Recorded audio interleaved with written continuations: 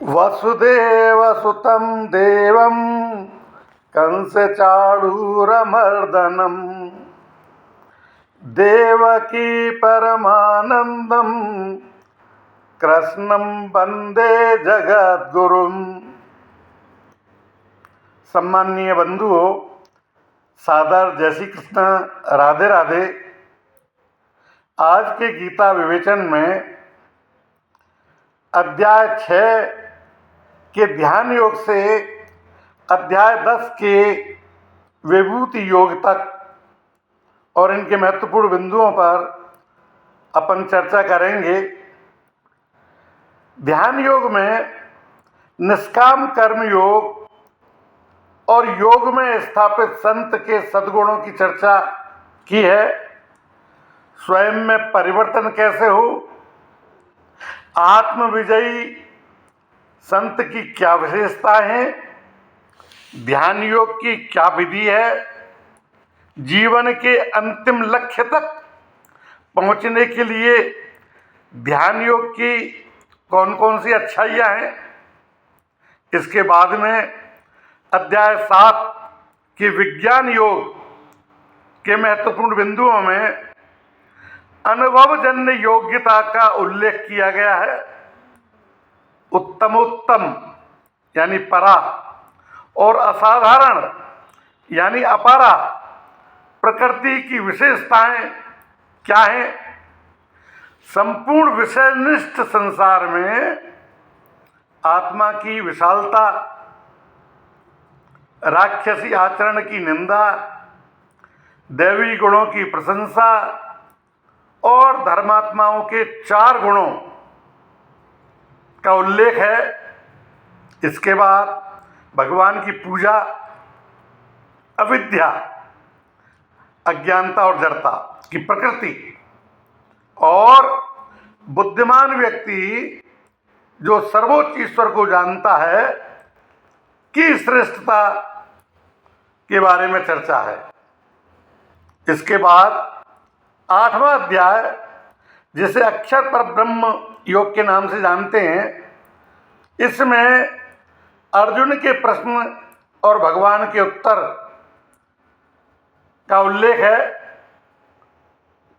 आगे प्रणव का अभ्यास और इसके आश्चर्यजनक क्या प्रभाव होते हैं। इसके बाद सृजन और विघटन की व्याख्या की गई है।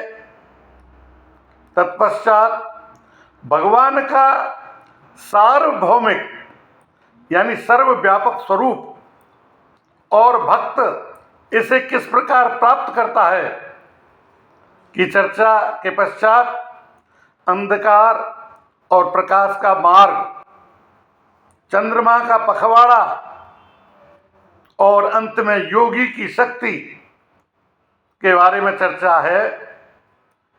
और इसी के साथ फिर 9वां अध्याय, जिसे राज विद्या योग के नाम से जानते हैं, उसमें आत्मविद्या की श्रेष्ठता, ईश्वर का स्वरूप, ब्रह्मांड यानी विश्व का उद्गम, दैवीय और दानवी प्रकृति के मनुष्य में अंतर, इसके बाद ईश्वर का सार्वभौमिक यानी सर्वव्यापी रूप, इसके बाद निष्काम कर्म और सकाम कर्म के प्रतिफल,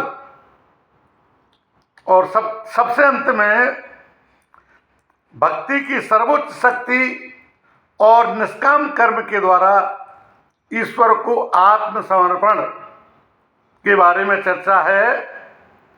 और फिर आज विभूति योग अध्याय 10 के मुख्य बिंदुओं में ईश्वर की सार्वभौमिक योग शक्तियां और उनको जानने का क्या प्रभाव होता है, भक्ति योग के फल की क्या शक्ति होती है, ईश्वर की अद्भुत शक्ति और प्रदर्शन के लिए अर्जुन की प्रार्थना के बारे में चर्चा है। और अंत में ईश्वर के द्वारा अपनी अनंत महिमा को बताया गया है। और इसी के साथ में अध्याय 10 तक के महत्वपूर्ण बिंदु आज पूरे होते हैं। कल हम अध्याय 11 से लेकर 11, 12, 13, 14, 15 इस प्रकार से 4 या 5 अध्याय के महत्वपूर्ण बिंदुओं को लेंगे। आज इतना ही। जय श्री कृष्णा, राधे राधे।